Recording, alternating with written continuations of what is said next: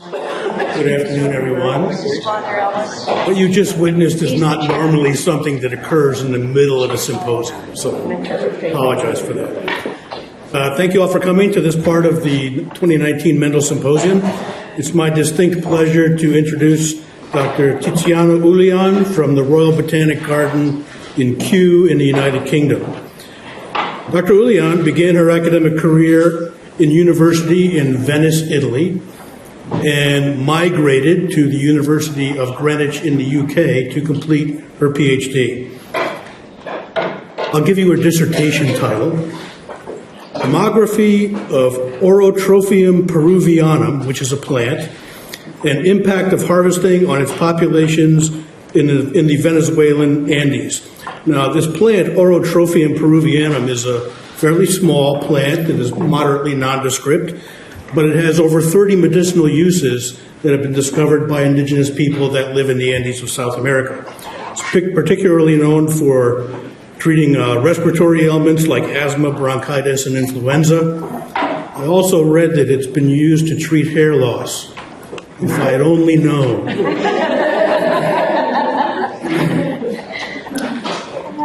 So Dr. Ulian's research for her dissertation focused on the biology and ecology of this particular plant and the impacts of harvesting by local people on the ecology of the particular species. It seems appropriate then that this melding of plant ecology with the human uses of plants seems to have heralded Dr. Ulian's future. Right after finishing her doctoral degree, she was hired by the Kew Botanic Gardens in the UK. Now, if you haven't heard of Kew, and I'm sure we're going to hear a little bit more about it, I'll just mention a couple of things. The Royal Botanic Gardens at Kew has a long history dating back to the 18th century. In 1759, Princess August, mother of King George III, founded a 9-acre botanic garden within the pleasure grounds at Kew. Sounds very quaint. Very quaint. I don't know what pleasure grounds are, but I think I want to be They there. sound good. In 1768, Joseph Banks sent seeds to Kew while he was on Captain Cook's voyage to the South Seas. And over the past several hundred years, Kew has evolved into not just a botanic garden, but a vibrant center that carries out research, education, and outreach throughout the world. So that brings us to Dr. Ulian, who was first hired after her receiving her PhD, and as she said, one thing led to another, and now her official title, and I'll have to read this, is Senior Research Leader of Diversity and Livelihoods in the Natural Capital and Plant Health Department at Kew, and she also works in Kew's Millennium Seed Bank that I'm sure we'll hear about today. She is widely published in peer-reviewed and popular press. She's the leading author and co-author of a book, Wild Plants for a Sustainable Future, 110 Multi-Purpose Species. Her current work, which I'm sure we'll hear about some today, focuses on Latin America and Africa. Dr. Ulian is passionate about plant research and conservation and on useful plants and the ecosystem services they provide to the environment and to local communities. Please join me in welcoming Dr. Ulian.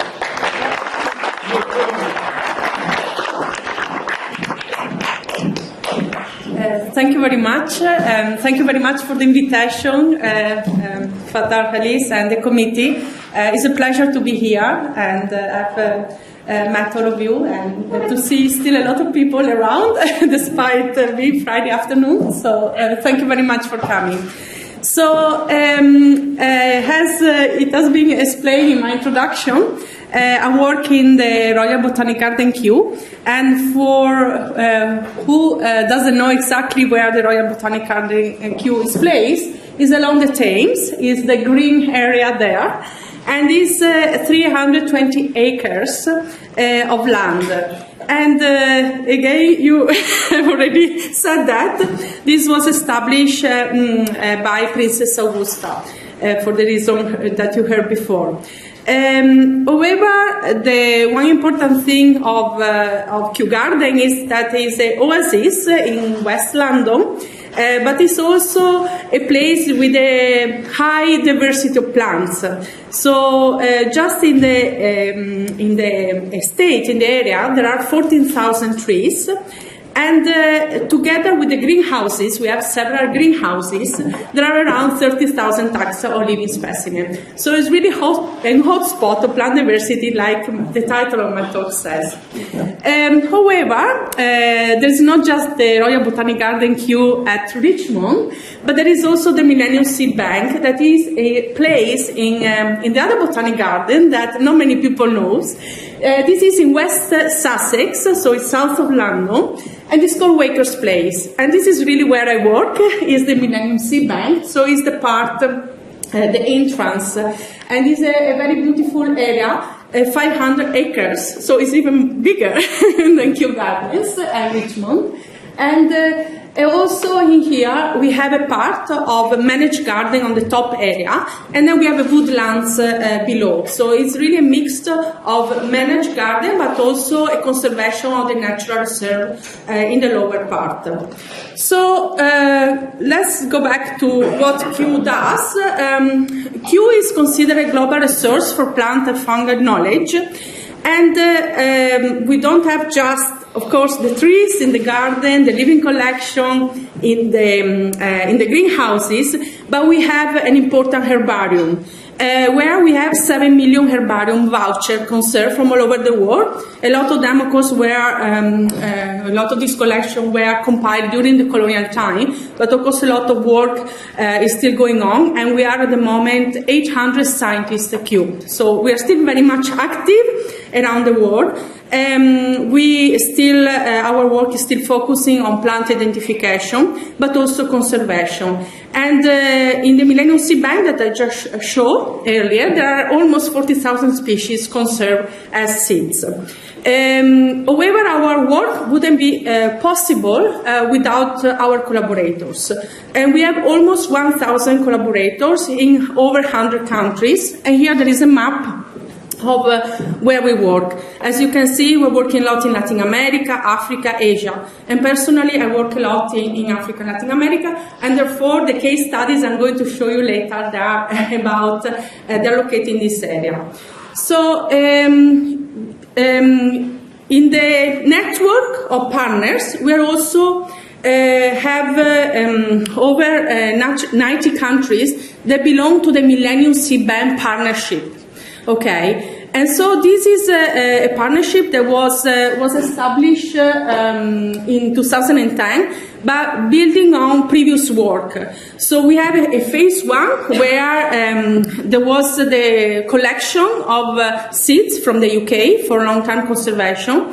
We have a second phase called the Millennium Seed Bank Project from 2001 to 2010, during which actually this building was built. And this is the Millennium Seed Bank from the top. And since 2010, we are what is called the Millennium Seed Bank Partnership. So the partnership keeps growing. Our collaborators, they are actually involved. And of course, at this stage, we rely more on funding with different projects. Where before we had a big grant for 10 years, now it's more like every time we have, I think that's the problem of everybody, we have to write grants. And this is how it looks inside the Millennium Seed Bank. We have vaults. And in the vault, we have the seeds that are conserved in jar. The conditions are at minus 20 degrees and 50% relative humidity. And the focus of our work is wild species. So it's a bit different from all the presentation that we heard today. So our work focuses on plant diversity and wild species. And the rest of my presentation will be showing you a case study to explain how through our work we are supporting food security. We are enhancing food security through the work of the seed bank, and specifically the work of wild species, conserving and using wild species. So the first case study is Project MGU, the Useful Plant Project. MGU, the initial of the philanthropists that gave the funds for this project, which started in 2007. And this is where we are working. So we are working in Mexico, in Latin America. We are working in Mali, in West Africa. We are working in Kenya, in Eastern Africa, and then Southern Africa, Botswana, and South Africa. And all these, the collaborators that you can see here in this map, they are part still of the Millennium Seed Bank partnership that I mentioned earlier. So the purpose of this project was to enhance the capacity of local community to conserve and use sustainable indigenous plants. I'm sorry, I can see there is some formatting problem, so probably passing from one version to another.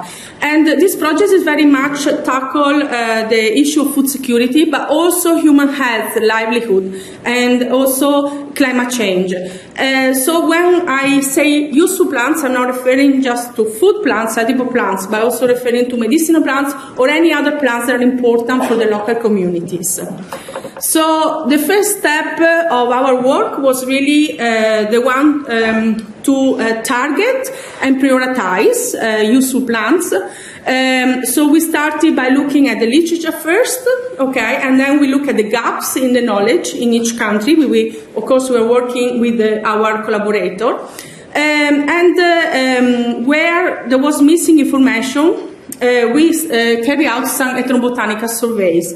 So a lot of information is there, has been published, but there's still a lot of information that hasn't been published yet. And within this information, we might still find a lot of important, for example, edible plants, important for withstand food security. So ethnobotanical surveys are carried out with our collaborator.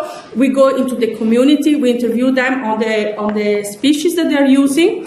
And then, of course, each species is known by the local community with a common name. Sometimes even more than one species are the same common name. So it's all our work, ethnobotanical work, is really to collect plant material and verify the scientific name. So this is really one of the core work of Q of our objective. And then, of course, we came up with a big list of species, but the most important thing, if you want to help local community, is really to come down to reduce a prioritized list of species. So that's why we had to be flexible, not necessarily where there were the food plants. Sometimes it was really plants important economically because they were using it for some basket, to produce some basket, for example, or some other material. So it was really a lot of work initially to understand which were the important plants. Of course, there is also a problem of time. We can't work on all of them with the limited time, so we had really to prioritize together with them. And here there is an example of what I'm saying with useful plants, wild useful plants. So some of you might know the baobab in Africa. The baobab is in the scientific name is Adansonia digitata, and is very important in Africa, not just because it's an iconic species. It can grow very big. If you can see in that picture, there is a truck behind the baobab. Let me see. Okay, so there is a truck that has been parked there, and then of course, sorry, maybe I. Like it. And of course people sitting here. So they can really grow they're very big tree. And they're important in the landscape, but also important from a use point of view. So they are used for water. So in the trunk, it can store water. So local community, they get water out of the trunk as well of the tree. They are important from a food point of view. The fruit that is really big is used as food. And nowadays you can even find the powder of the fruit in some markets in the UK, in London. So it's becoming very popular. So it's becoming one of these future food, the superfood, because it's actually rich in vitamin C, antioxidant, and so on. Then, just to pick some example, this one that I will show you later is the Morama bean. Okay, the Morama bean is an interesting species. This grows in the Kalahari Desert in the southern Africa, both in Botswana and South Africa. And the Morava bean is interesting because from the bean you can get milk, like soya milk, you can get oil, and also you can roast the bean, so you can eat as cashew nuts, but also you can obtain flour. So it's really a multi-purpose species that hasn't really been domesticated yet, and it could have the potential to be one of the future crops. Another species from Botswana as well is the mongongo nut. It's actually an interesting species that we try to introduce it in the gastronomy of the lodges, the tourist lodges in Botswana, because it's mixed with the meat and they give a very nice flavor. So this is really another kind of work that we've been trying. So it's like to conserve and promote the local knowledge of the indigenous species. And then I would mention maybe closer to you, the Mexican oregano. And it's really like the Mediterranean oregano, but it's also a medicinal plant. So it's not just used for seasoning, but it's very important for gastrointestinal problem. And we've been studying this species, conserving and studying this species in Mexico with the university, the UNAM in Mexico. We are being developing protocols for the propagation of this species.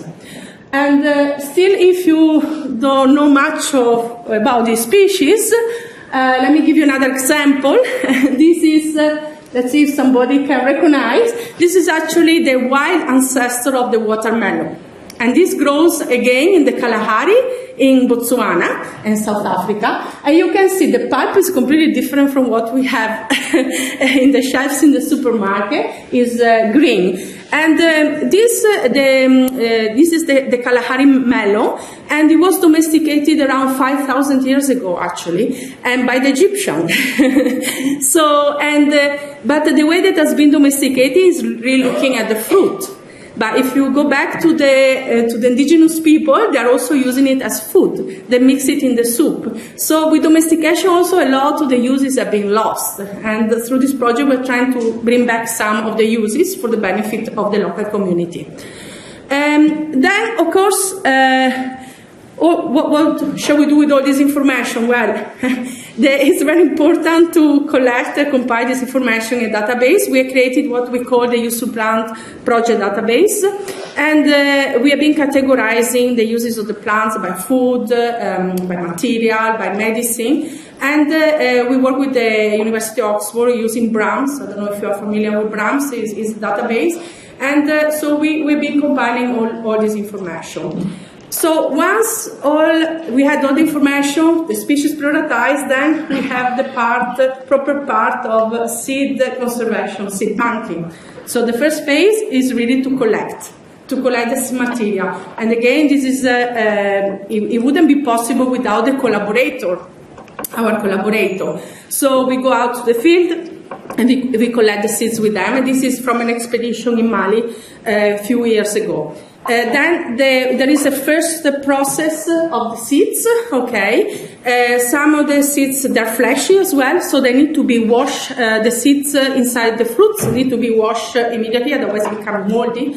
So there is a lot of the process that is done in country. However, also, this is like the first phase. Also, the seeds are also, I will show you later, when they are sent in the UK for duplication, they also go through processing. But from a point of view of research, then we carry out testing, because the most important thing is not that you want to collect good quality material, and the only way to know whether your material is good is by testing and do the germination test. So once we have assessed the quality of the genetic material, then we bank the material. And we bank the material in country. These are partners that belong to the Millennium Seed Bank Partnership, but also we duplicate the material in the UK, in the Millennium Seed Bank. And in order to do that, we actually sign access and benefit sharing agreement, because it's genetic resources is access to genetic resources, access to information, and also transferring material and information to another country. And it depends really on the different government. For some of the government, they don't allow us to do much work actually on the seeds. They just want us to store the seeds. Some other, they allow research, and some other exchange with other organizations. So, of course, these all go under the agreement. So when the information is produced from a research point of view, the information is somehow translated into practical work, okay, about the germination of the seeds. And this is a picture from our nursery, the nursery of the project in South Africa, where through the project we're working with the Lowveld National Botanic Garden in Nelspruit in the eastern part, northeastern part of South Africa, and we've been applying all the knowledge on germination to the practical activities and propagate the plants. And even we ended up, because they had a lot of focus on medicinal plants, so we came up with propagation protocols to cultivate those plants. However, again, our work is very much to support livelihood in the communities. So all what is produced scientifically, technically, the objective is to take it to the community. And we did that by improving propagation facilities in the different community, and by also training people. We run different training courses together with our collaborator. And this is very important for the sustainability of the project that we do, because you don't want that once the project finishes, everything finishes. So it's very important to transfer the knowledge and also to give the capacity to the local community to continue the work. But we also do plant conservation in the local community.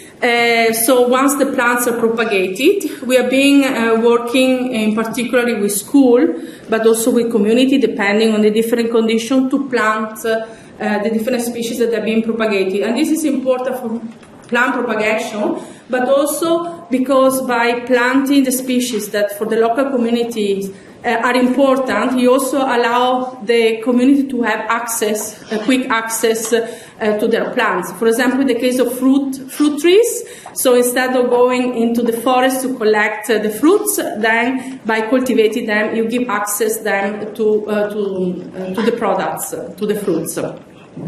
Then we establish, we also work with forestry institutes. In Kenya, we set up some demonstration woodlots. Again, there's been a lot of effort and a lot of work in the past on exotic species, so we're trying to reintroduce again the use of indigenous species that are better adapted to the condition, and they're more likely to withstand climate change.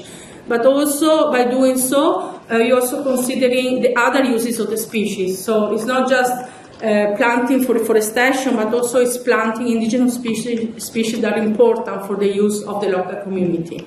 In the case of Mexico, we've been working in the sake forest. So sake forests are important places for the local community, also for religious reason, but also they're being under the impact again of climate change, also over-harvesting and so on. So we've been working with the local community to enrich the sake forest. When you work with local community, okay, you can help them to conserve the species near to them, okay, but the most important thing is also to generate income, because otherwise local community, they're not just interested in conservation. Of course, they are happy to have access to the trees, to the plants next to them, but what is important is also to generate income, and normally it needs to be a short-term income, because it's really poor community in general, rural community, and so they need really a fast way to make money at the end of the day. So we have been working with different local nurseries and establishing contact, for example, with Agriculture Institute in the country and also Forestry Institute, in a way that in the nursery, the local community, they could sell the plants to the different organizations or even to private people. So it's really to try to generate that income, otherwise the plants will just be propagated and they will stay there. So that was a very important part of the project. So the other work that we've been carrying out is really helping them to produce plant product. I mentioned earlier the Morama bean as an example of a species that we are working on. As you can see here, we have the Morama bean, and you have the oil from the bean, you have the milk, you also can put them in a can. You have somehow sort of peanut butter that you can produce from it, flour, cookies. So it's really multi-purpose species. Of course, our work is really to get to this stage. But if you really want to have a bigger impact, then the partnership with the industry in this case is key. And I think it was Alan this morning that was saying the importance of linking research, industry, the private and the public together. And that's really key if you want to go really into the next stage. Another example from Mali, we've been working with the Department of Traditional Medicine, and the University of Bamako, and together with the researcher, she's Rokia Sanogo, and we have been packaging the medicinal plants for selling in the local market, but also to do all the research and to analyze the plants, because of course medicinal plants they also have a component of toxicity, so these need to be analyzed, and in this way she does all the screening of the species. So all the work that we do is supported by research. I mentioned earlier we carry out ethnobotanical work, ethnobotanical studies to compile the species, but also our work is of course on the seed biology and seed ecology. Look at the germination requirement of the species, and also to support the propagation activities on the ground. But also we've been working, looking at the plant physiology of species. Depending on how you grow the plants, also the chemical of the plants can change, can vary. And here is an example of the Mexican oregano that I was showing you before. So we've been doing trial where we've been cultivating the Mexican oregano in different conditions. And we found out that if we were cultivating the Mexican oregano with a lot of water, the Mexican oregano was very happy and stopped producing the active ingredient that to be used as a medicinal plant. On the other hand, if it was stressed, yes, it would produce the active compound, the secondary metabolites that would make of the Mexican oregano also a medicinal plant. So this is really very important research when you propagate the plant, especially medicinal plant, but also food plant. The nutritional content of the species, according to how you grow the plants, it might vary. So this is something to test, how to bring from the wild species into cultivation. Then we've been doing also some plant production work in Botswana. This is the Morama bean also produce a big tuber underground full of water. It's a plant that is tolerant to drought actually. It grows in sandy area, quite poor. So it's actually a very important species with the potential to become a crop in the future in a sort of climate change scenario. And so we have been comparing different populations and looking at the productivity of both of the aerial part and the underground part of the tuber in a common garden experiment. We have been working in the project with a lot of students. This is also an important part of the project, students in country, because this is really raising capacity in country. And again, you make sure that the project becomes sustainable. When you actually invest into education in country, you are like helping the next generation of scientists in country, but also thinking about how to solve their problem. And at the moment, that was mentioned in my introduction, this book is under printing now at the moment. So we came up with the 110 species most important for a sustainable future.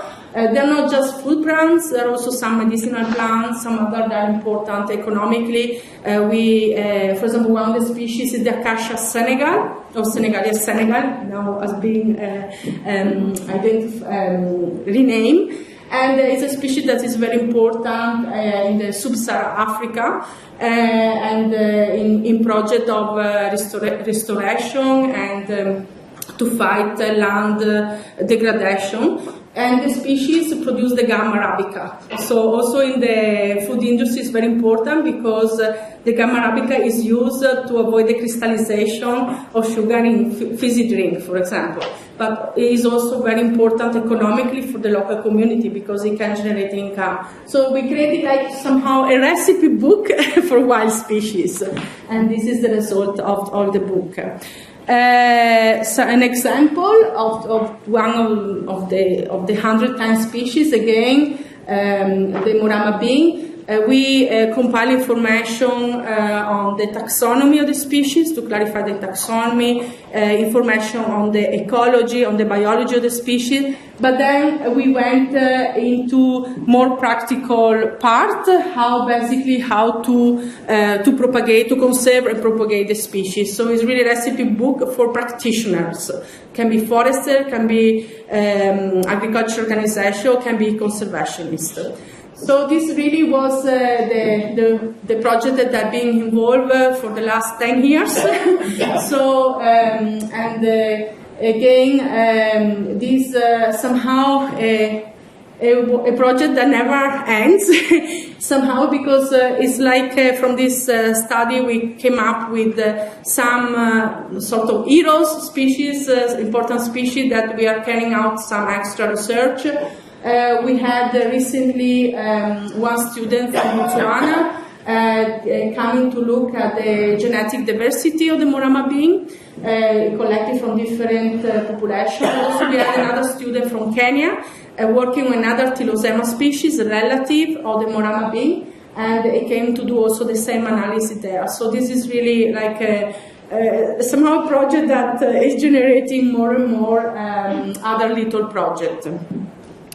The second project I wanted to mention to you as a case study is the Adapting Agriculture to Climate Change project. And where the first project is really working with local community. So from the bottom up, this project is more really thinking of to help plant breeding program. So it's really working with the top to help the bottom level. So it's really a different approach, and of course the seed banking is the method that is using both. And I want to show you the work that we are doing really to support the plant, the breeding programs at the top end.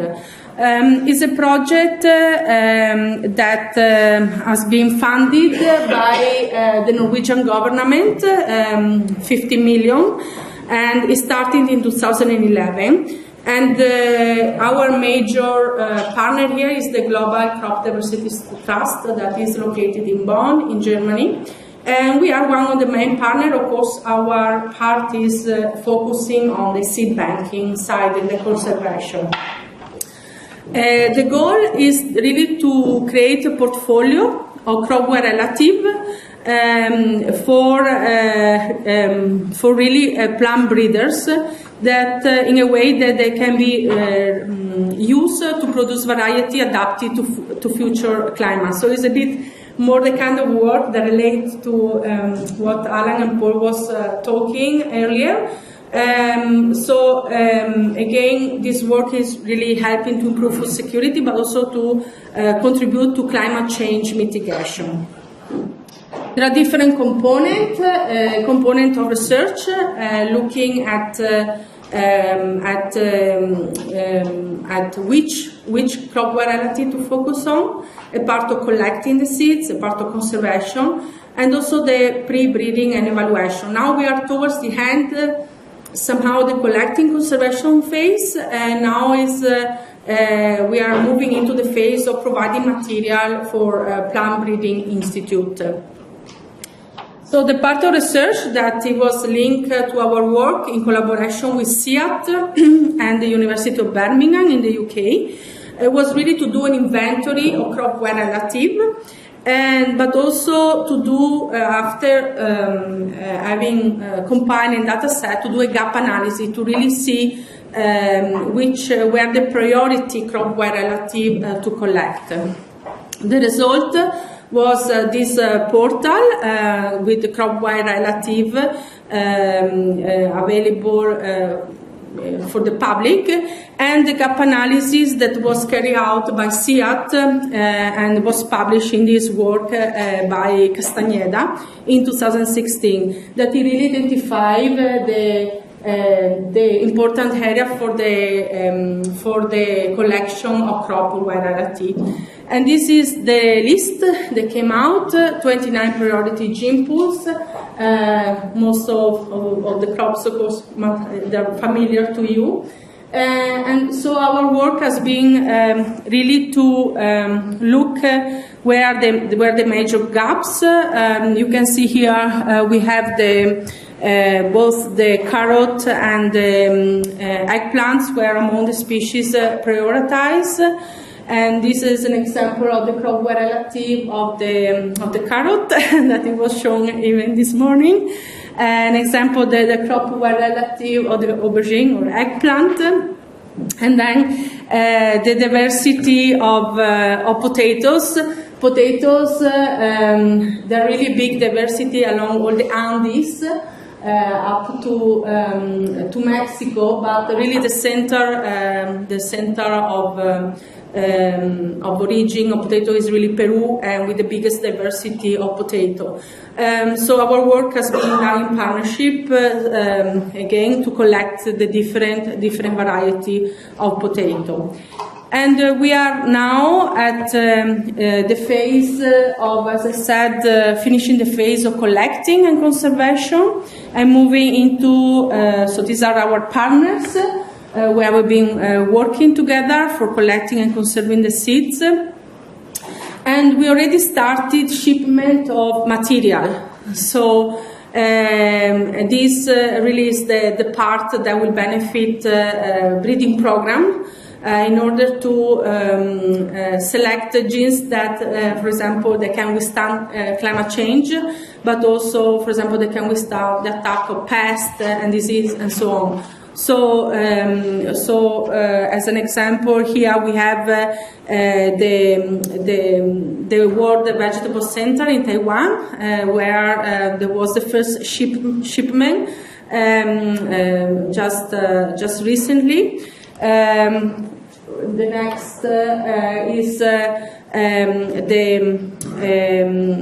this is Icarda. Icarda used to be in Syria, now is in Lebanon for obvious reason, and so material has already been sent to them for their breeding program. And here it was the recent shipment to the gene bank in Australia that was carried out. And again, these are part of the collaborators, but the idea as well will be really to share material with institute that they need. So somehow it's a service to the to the plant breeding industry. This is a project that is coordinated by my colleague Chris Cocker. Anyway, if you need more information, please contact him. He's really in charge of this project. And to finish as a case study, I just want to mention briefly another project from another colleague of mine called the Impact of Environmental Conditions on Seed Quality. And this really is a comparative study done on model species, Arabidopsis, with crops and also underutilized crop wear relative. Again, this is probably a more kind of classic agriculture studies. And it was a project that was funded by the EU together with many organizations in the EU. Importantly is that we had different students involved, different PhD students.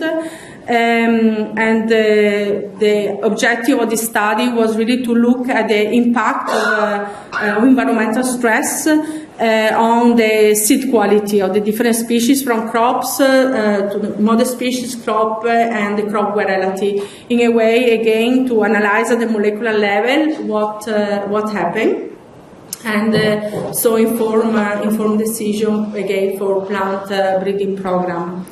This project has been led by my colleague Hugh Pritchard, that is a seed biology in the Millennium Seed Bank, together with Shallow Seal and Elena Castillo Lorenzo, that have been carrying out most of the studies. So again, for follow-up questions, please contact them. So. With this really 3 case study, what I wanted to show you is how, from a botanical point of view, we tackle food security. Through the work of the seed bank. So food security can be enhanced through the seed banking and the use of plant diversity, going from crops, crop variety, and wild edible plants. The conservation of the crop wild relative in the seed bank, of course, is an invaluable source of genetic material for scientific research and use in plant breeding program. However, it's also important to work at the other hand with local community in order to collect and conserve wild edible plants that are important for local community, and to solve the problem at the local level as well. And also a lot of the plants that are used at the local level for food, they're also used for the livelihood of local communities. So we are tackling 2 problems at the same time. And that's why it's also important for food security and as a role of a seed bank to tackle the problem from the top, but also from the bottom, working with the local community that they are in Africa, or Latin America, or Asia. What in the conclusion that we came out is that, of course, both approaches are important and they need to complement each other in order to tackle the problem of food security at the global level, but also the local level. Not necessarily if you tackle the problem at the global level, you're going really to tackle the problem at the local level with the local communities. However, when as a seed bank, one of the most important things is to collect high quality material, and in order to do that, you need, of course, to test the genetic material, but also to carry out research on the seed biology and the physiology. I haven't mentioned in my presentation all the research that we have done, but of course, the research goes from the ecology of the species. To also the capacity of tolerate stress inside the seed bank, because the seeds they're really conserved at minus 20 degrees and 50% relative humidity, and also they are under stress. So also that important part of the work need to be done. There are species that can survive in the seed bank for longer period, and other that really can survive for shorter period. And when you are working with wild species, you don't know this necessarily from the beginning. You can have some trend of how some species can be shortly lived or other long lived. However, this is an important component to the research. There are also species that they can't withstand drying at all. So these are the species that they have recalcitrant seeds. So as you dry the seed, you are basically killing them. And these are in particular the seeds that they are in a lot of the tropics. The percentage of recalcitrant species are mainly in the tropics. So again, this part of the research is very important to identify those ones that are recalcitrant or orthodox species, the one that they can withstand drying. Also, to conclude, it's very important to as well to translate the scientific work into practical work, especially when you work with local community. You need really to support not just them with the facility, but also to transfer the knowledge back to the community in order to allow them to cultivate, to conserve and use the species. And also links a bit to somehow the ethic of access to genetic resources. So the importance of really conserving and collecting material through a fair and equitable sharing of benefit arising from the utilization of genetic resources and the associated traditional knowledge. So again, the knowledge on the use of the plants, sometimes also how they conserve the species. This is traditional knowledge. There's been some overreaction in the past as well not to try to access this knowledge, but on the other hand, the risk is if you don't access the knowledge, if you don't conserve the knowledge, this knowledge is lost and is not going to be beneficial also for future generation. And that's why you have all the international agreement that need to be in place also when you work internationally with partners. And these conclusions were compiled in this paper that we have produced with my colleague, where we really showcase example of projects that we are carrying out, showing how the seed banking can really support food security and the seed banking of conservation of wild edible species. And with this, I finish.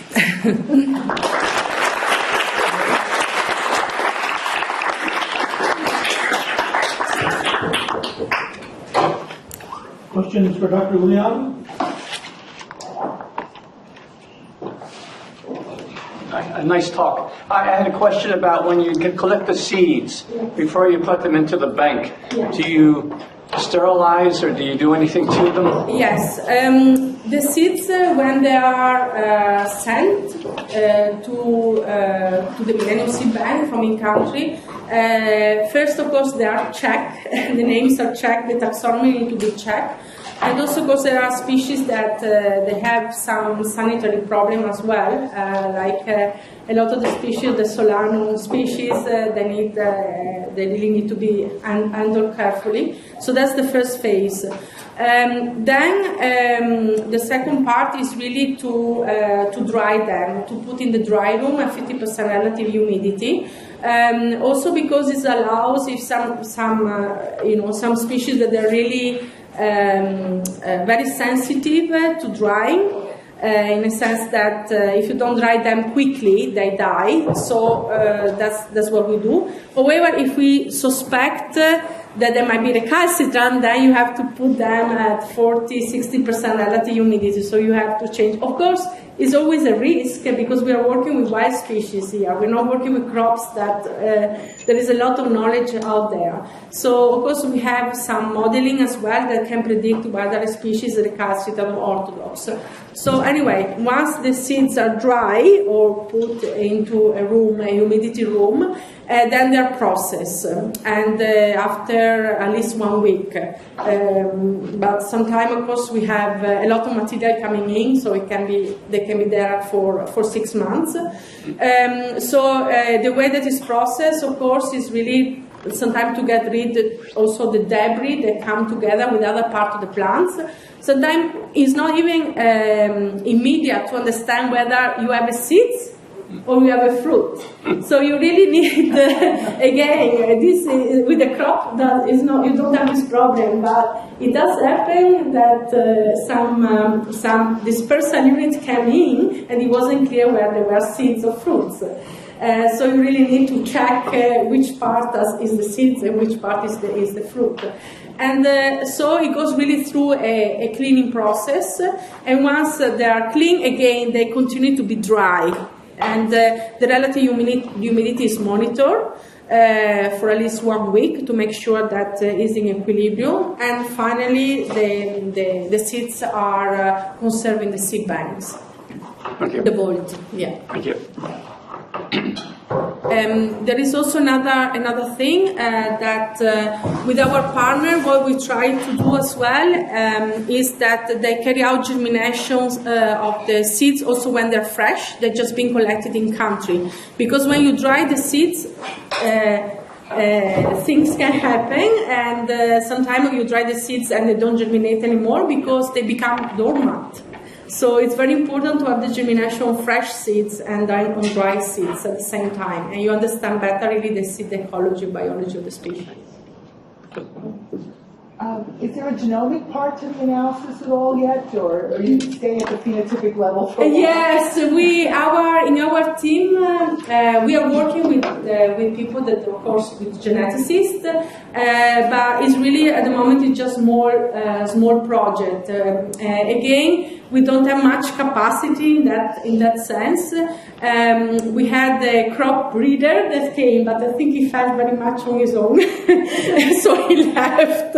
But also, I must say there is another important reason that our work is really to enhance the conservation of plant diversity in terms of species. We are aware that it's important, of course, to conserve the diversity at the species level too, but somehow it's like cost-benefit analysis.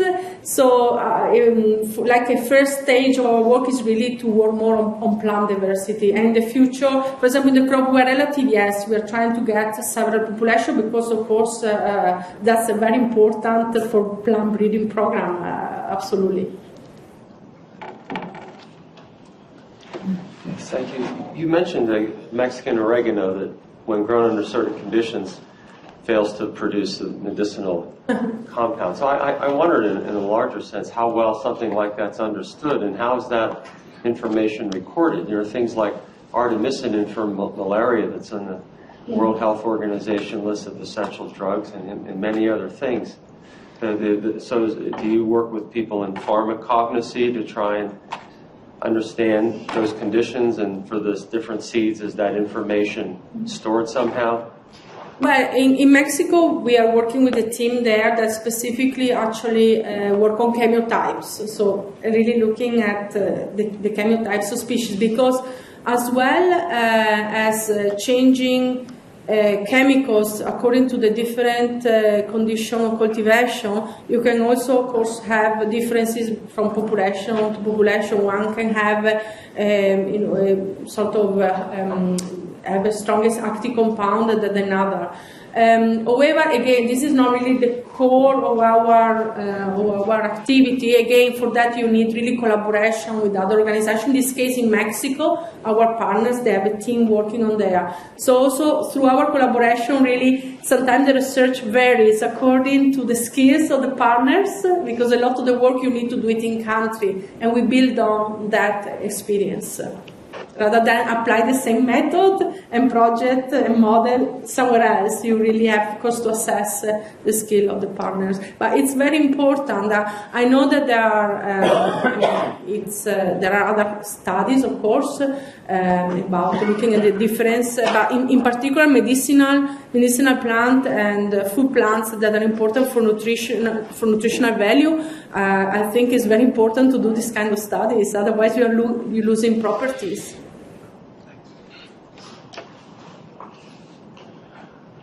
Okay.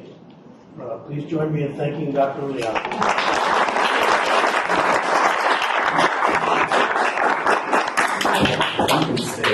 Okay. You don't have to leave. All the speakers can come up in front and have questions for anyone about anything.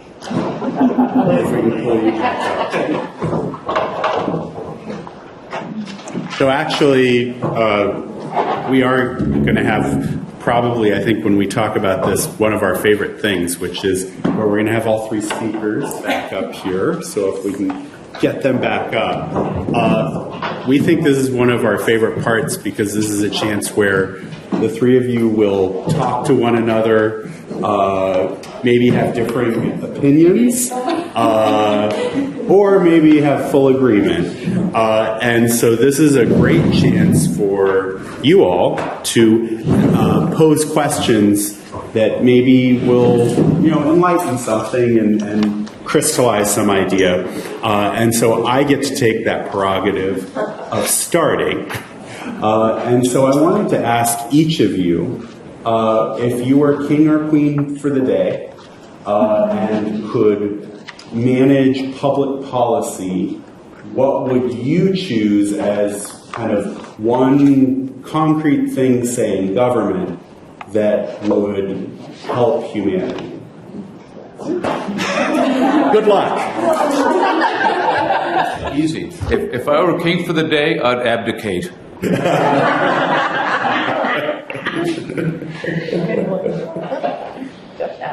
Well, for me, it's I think if I were a queen, really for me it would be important to increase the use of plant diversity. So I think that for many decades we really focus on the use of just few crops.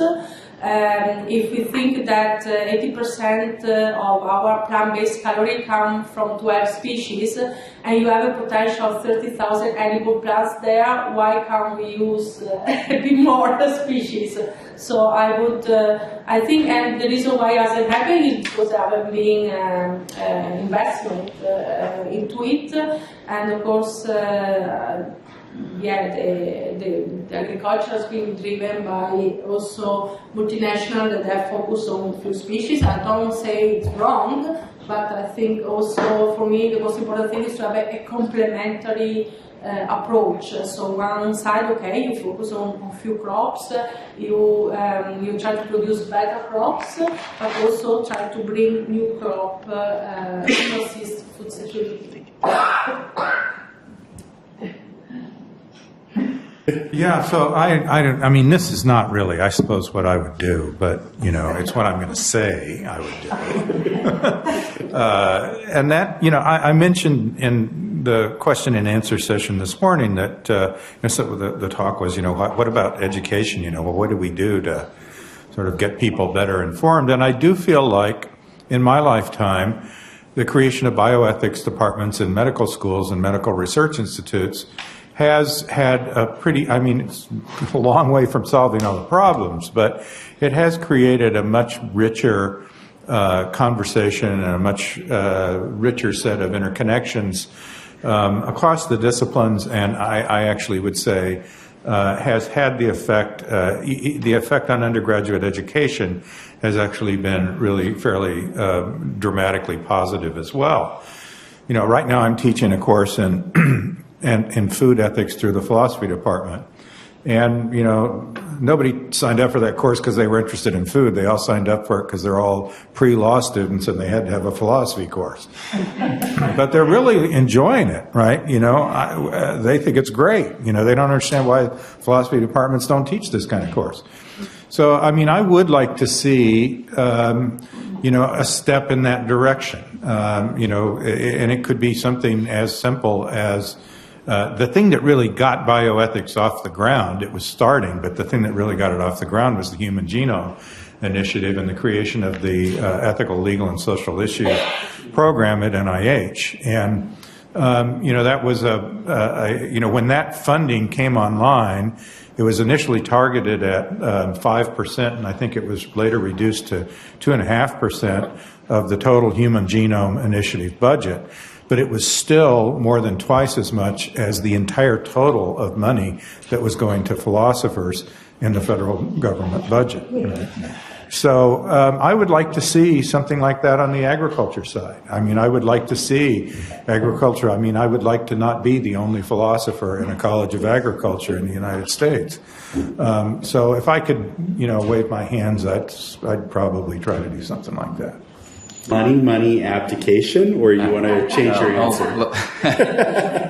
If I'm not allowed to abdicate, I think I would remind my fellow world citizens that we're facing immense problems. It's very easy to be complacent here when we have as much good food as we have in this country, and the threats posed by climate change, they still seem to be under some debate. That, you know, it's not really true, or it's just a natural fluctuation in the world and it'll come back. We've always had hunger around the world, but we're still trying to feed 800 million to a billion people undernourished, underfed in the current situation. And we know that there's going to be major stressors coming.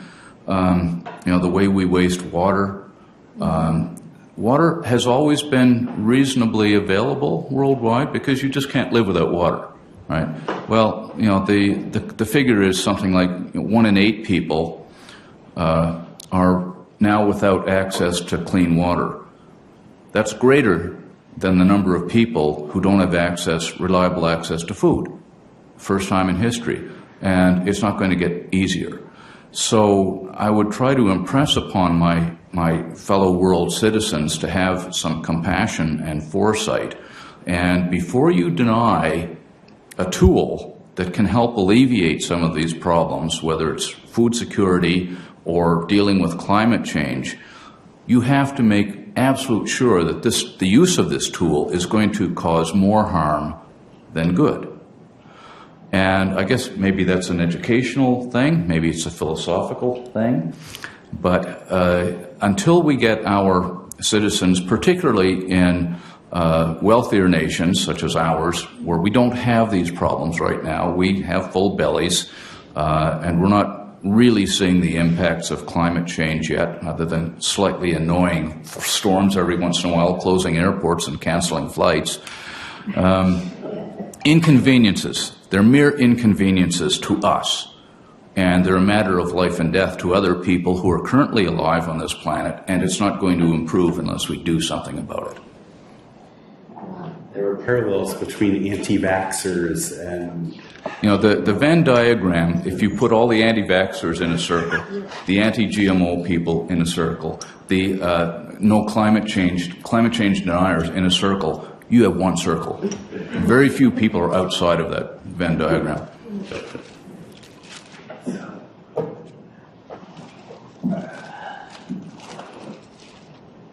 I scared the pants off everybody. You did.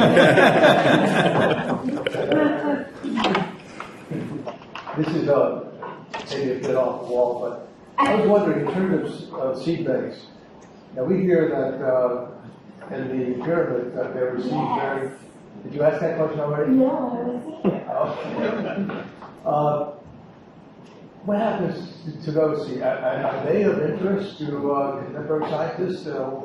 Since they go back thousands of years, those things that are buried with with the mummies and the pharaohs and those types of things, seeds. Well, I think, they're interesting because also by studying the past, you can understand better the future. But also, of course, this is something to keep in mind for seed banking as well, because when we are conserving the seeds, we are really conserving the seeds in a particular time, and we need to take in consideration if you're using that seeds in 100 years' time, then the condition might be might be different. So in that sense, it's very important actually to collect seeds from different populations, because genetically they might be the ones that they are better adapted in a climate change scenario. So certainly that's something to really keep in mind in terms of seed banking, because in 100 years you will grow a plant that is very different from 100 years before. There will be species that will be somehow they will adapt better, and some other that it depends really on the plasticity of the species as well. But we have an expert here in genetics, so probably they can answer that better in terms of genetics. What are the implications? I think certainly those seeds are of interest. What I would like to know is how viable they are, right? I mean, I'm not familiar. Has anyone tried growing them out? I think they have. At least I don't know about the ones in the Great Pyramid, but right. Well, I know there's some very old ones. Various sites around the world where seeds have been preserved almost inadvertently because of the dry conditions and so on. And some of those have, very old seeds, hundreds of years, have some degree of viability still. But I suspect they would primarily be of historical interest. If they have, We do have modern versions of some of our pioneer varieties going back into the 19th century, and I know that some of our agricultural colleges maintain those, and they grow them out for public displays every once in a while. And every so often, people will say, "Well, why don't we go back to the traditional varieties? Why do we have to have these, the biotech varieties or even the Green Revolution varieties? Let's go back to what our great grandparents grew. If it was good enough for them, it's good enough for us." So my colleagues and I, sometimes we grow these out just to show people why they're not suitable for modern agriculture, although they may house useful genes for disease resistance, for quality characteristic grain chemistry, and so on. But as a whole, as a composite, growing a plant in modern commercial production, they tend not to be particularly productive. Right? They tend to have disease susceptibilities that makes them unsuitable. The quality characteristics may not be there. They may have more of these, undesirable chemicals in them, the anti-nutritional factors that makes them more difficult to sell. And almost invariably, they're not particularly productive. And when we take a plot of farmland and intentionally produce less food on that plot, that means the price of food goes up. And who bears the burden of cost increases on food? Disproportionately, it's the poor. I'm not going to support that. Right? So, historical interest, certainly. There is, of course, the other side of it that, for example, like the Kalahari melon in Botswana, that is really is the wild ancestor of the watermelon, but really is better adapted to live than the watermelon. So you have also to take that into consideration. So of course he hasn't got some of the traits for production, but actually they survive better. Is a plant that is well adapted to drought in the Kalahari Desert. Also the soil is very poor. It really grows on sand. So I think these are also the other side of the medal that you need to consider. Yeah. And I think it's a case by case situation as well. In terms of historical interest, the oldest seeds that we germinated, they were 400 years old. They were seeds that they were found in the National Archives in a booklet, and we carry out the germination. There were actually 5 species, and 3 they germinated. And this is really the example that we have from the seed bank that we're quite proud to be able we have the 2 of the species that are still growing in the greenhouse.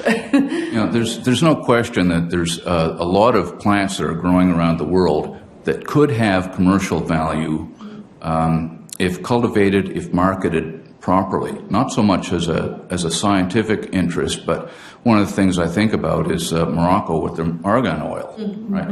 And marketed as a premium quality oil for lots of different things, shampoo and so on.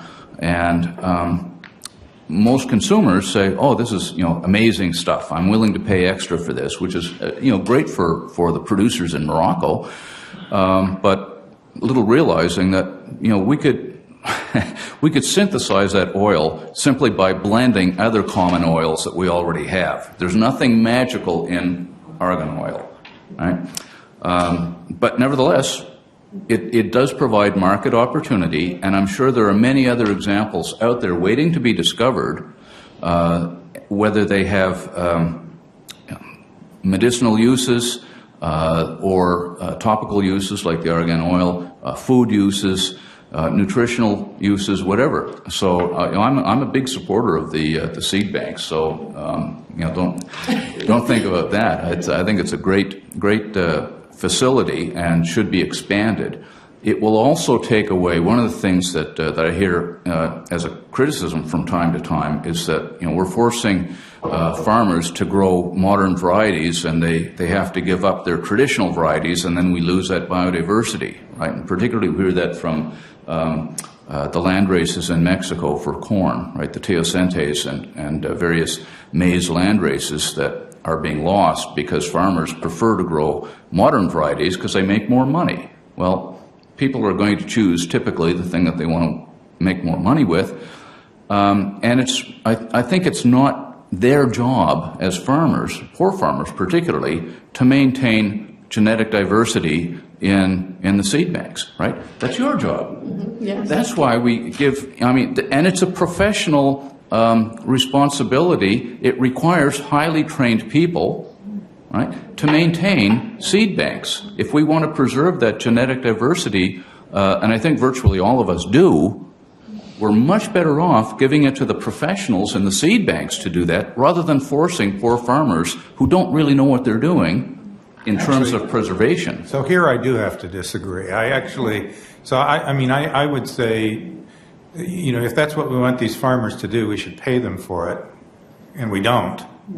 But, my interaction with people who've studied maize farmers and the Centers of Diversity in Mexico is that they have enormous expertise in maintaining the diversity in their germplasm, much more so than the professionals. This is what I get from people at Summit. There really is a certain sense in which they have an ability to watch their crops going and preserve diversity in their crops that they find valuable. And so I think there's a kind of expertise there that we shouldn't throw that out and hand it to the seed banks. The other piece with the seed banks, and this is not a criticism of seed banks, but if you pull those seeds out of the pyramids, you're not recreating the seeds of the past. You're recreating those seeds of the past that did well under storage conditions. We're constantly exerting selection pressure, whether we're storing things or regrowing things. Those are all, this is not something that stays the same. Heraclitus is our guide here, right? Everything flows. So including the genes. Well, I'm not disagreeing with Paul in that I'm not suggesting in any way that we force farmers to grow modern varieties instead. If they have the wherewithal and the resources and the intellectual capacity to preserve traditional land races on their farm, by all means, go for it. But I would also suggest having Summit hire those people if they have that expertise and let them use their skills in a professional setting where they can really make a difference, and let the poorer farmers who don't necessarily have the skills or want to make more money, let them grow modern varieties. I would like to add something else. Adding on what Paul said, I also have experience in the Andes, and actually also farming in the Andes. I would say they are the best ecologists. In general, farmers, or they are very good ecologists. So I think we shouldn't just think that it's just us, the experts. I think we need to work with them. We can transfer the technology and our knowledge, but we need to be open and learn from them. I think it's only through a participatory approach, at the same time really asking which are the most important species for them, that you can really build more a sustainable future.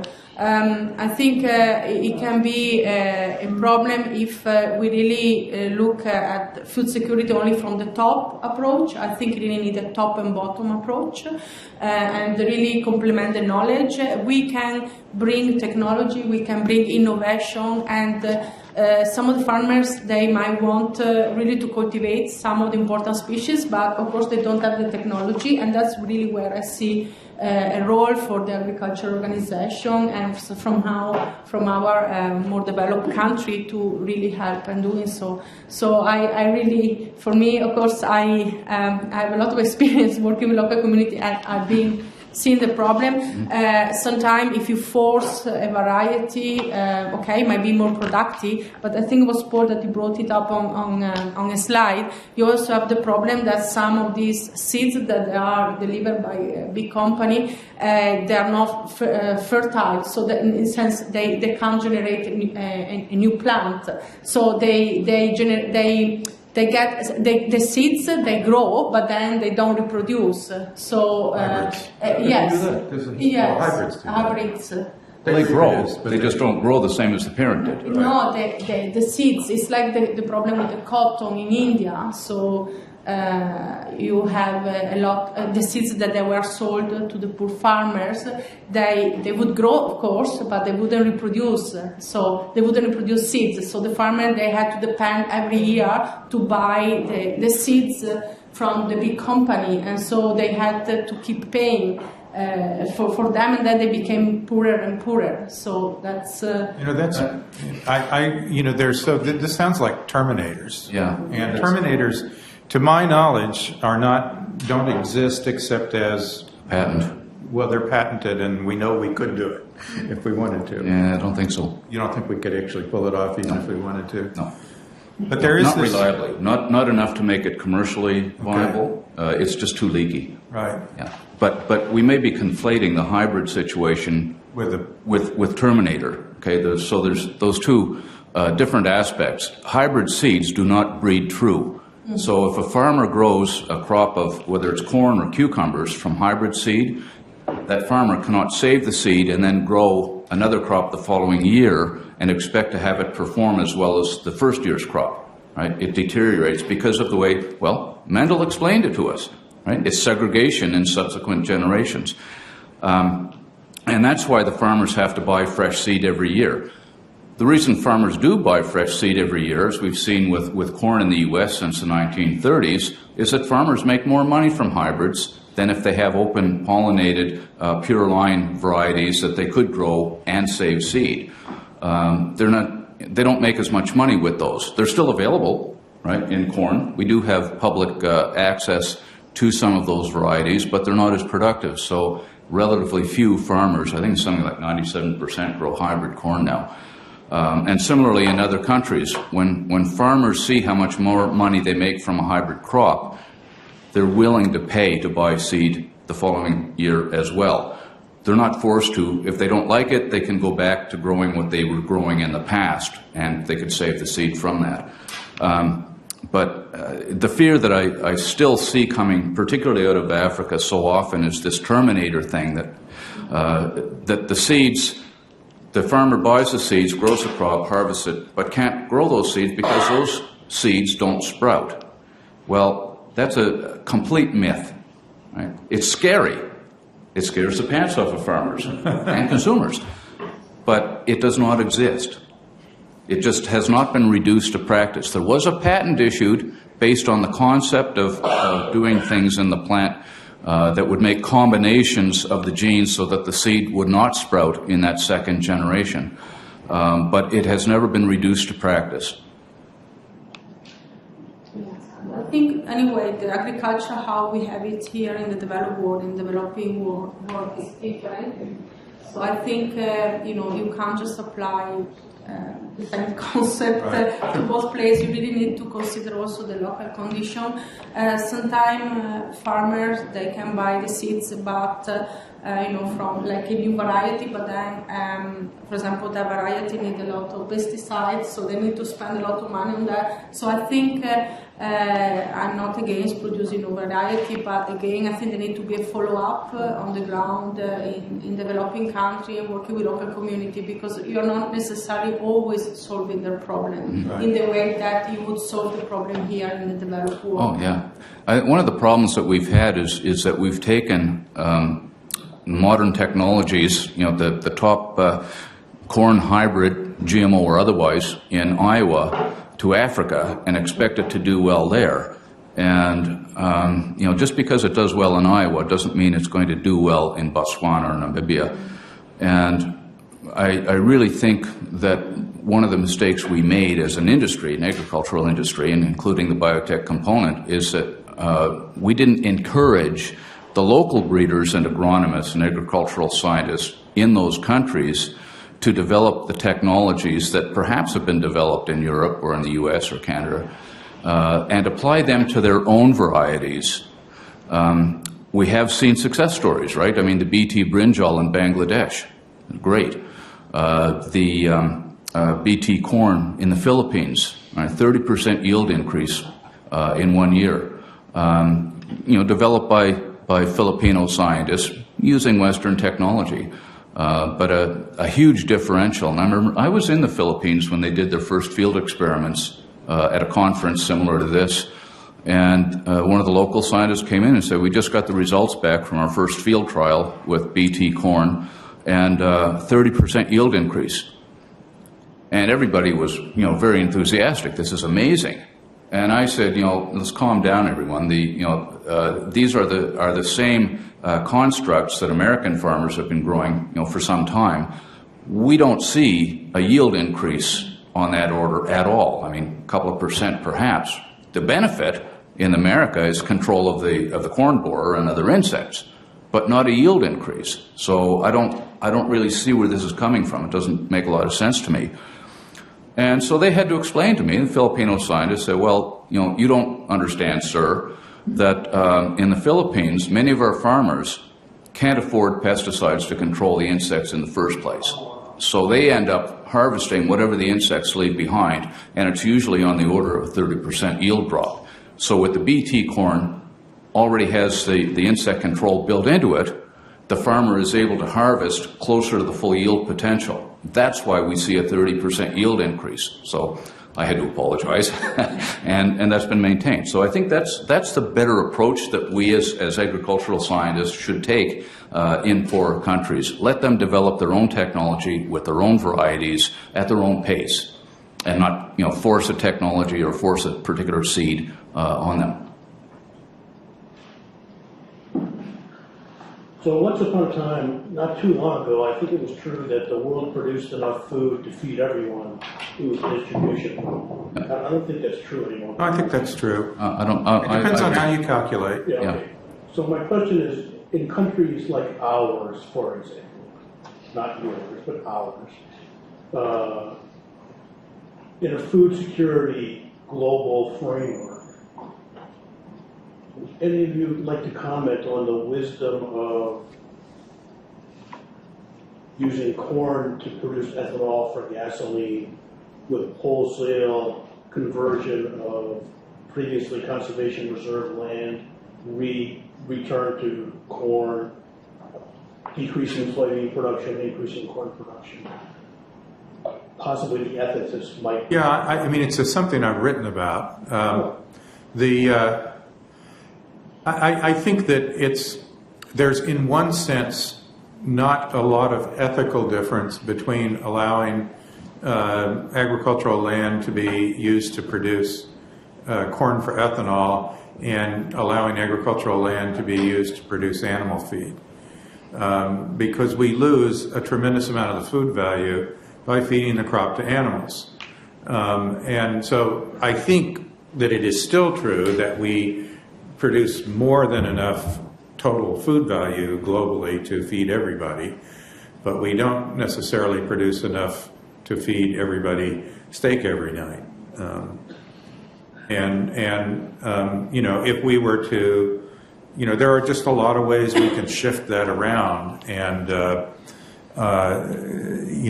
allowing it to be done by market forces basically ensures that whoever is willing to pay the most for it is the one that's going to get it. And that's just not consistent with the idea that there's a universal right to food. So there's an ethical problem there, but I am not sure that it's entirely fair to single out biofuel as the only problem. Yeah, I'll add to that. The argument that our farmers globally produce enough food to feed everyone if it were distributed equitably, is the same argument as saying there's enough money in the world that we could eliminate poverty if only that money were taken from the rich people and given to the poor people, and we all had an average income. The construction of the argument is the same. The practical likelihood of it occurring is also equally about the same. And it's, I might argue with Paul a bit on this. I mean, there's been some discussion as to whether our farmers truly do produce enough to feed everyone nowadays. It's certainly true in the past. I agree with you on that. But the cost of the food is not so much the cost of the production at the farm gate. It's the cost of transporting it from Nebraska to the poorer countries. And who's going to pay for that? You know, that's why it's almost a silly argument to make that until people come up with a mechanism of rewarding the farmers for producing that food in the first place, and then delivering it in a form to the markets where it's in demand. Right? We need a mechanism to do that, and I've yet to see anybody provide such a mechanism or even a hypothesis of a mechanism that would be practicable. Isn't this the government cheese kind of idea? In the U.S., essentially, if you were poor, you could get cheese kind of thing. Is that? I mean, the government paid for it, though, right? Well, so from the earliest days, so this is again another one of these really, we're getting way off the subject of GMOs, but back in the 50s, when we created the Food for Peace program, the idea was we had all of these agricultural surpluses. We can do a great thing for the world if we ship them overseas and feed them to poor people. And one of the problems with that, which was recognized immediately by Theodore Schultz, who was a Nobel Prize-winning agricultural economist, is that if you take a bunch of grain and ship it to some other country and give it away, you're going to absolutely destroy the incentive for agricultural production in that country. And that is, in fact, one of the things that happened. And so part of the reason we're not doing that as we're still doing it a little bit, but we're not doing it as much as we were, is that we realized, although this, it sounds like a good thing, but it really was having a very deleterious effect on farmers. And globally, if you look at the people who are in extreme poverty, at least half of them, and perhaps as many as 70 or 80%, are farmers. It's just kind of wacky what we haven't really thought things through.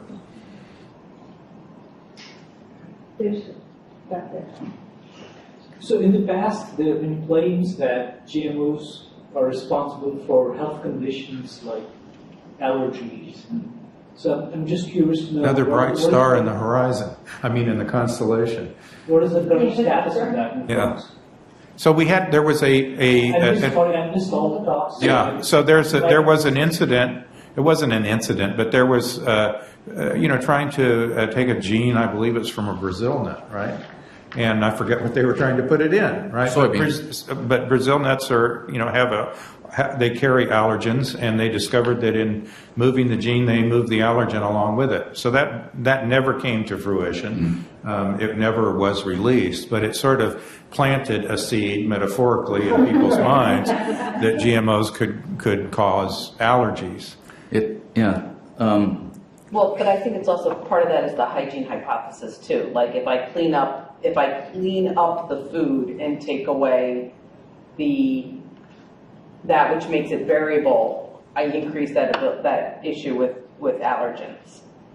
The problem with this, though, was it started off as a very noble intended project, right? The problem that the scientists in, where was it, Nebraska? Pioneer, anyway, were trying to do was recognizing that there are populations in the world dependent on soybean, right? It's their primary source of calories and nutrients.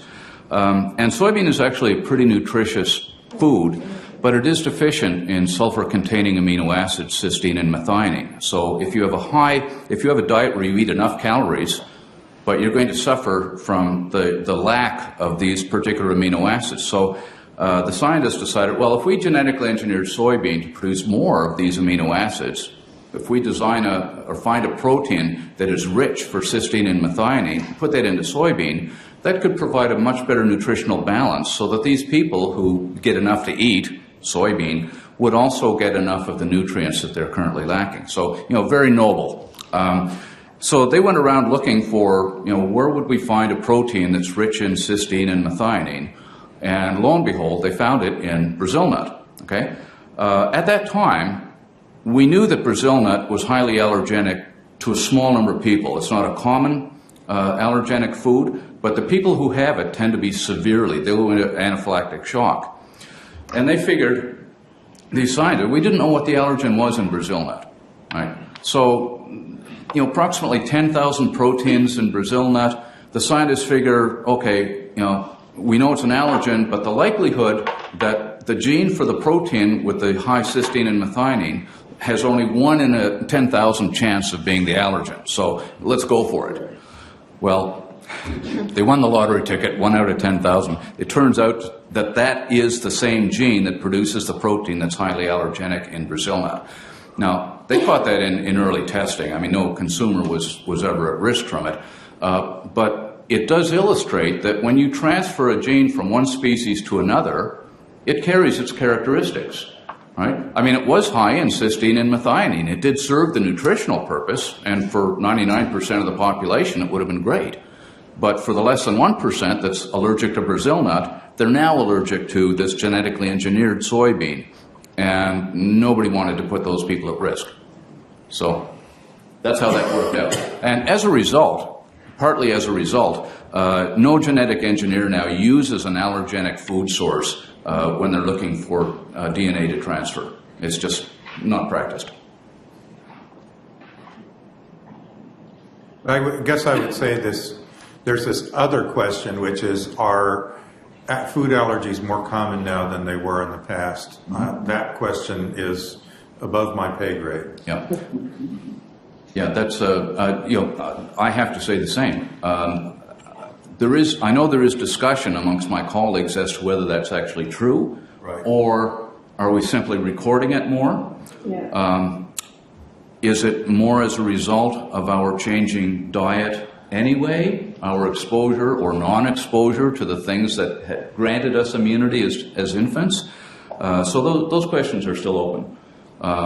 But it's certainly not related to GMOs.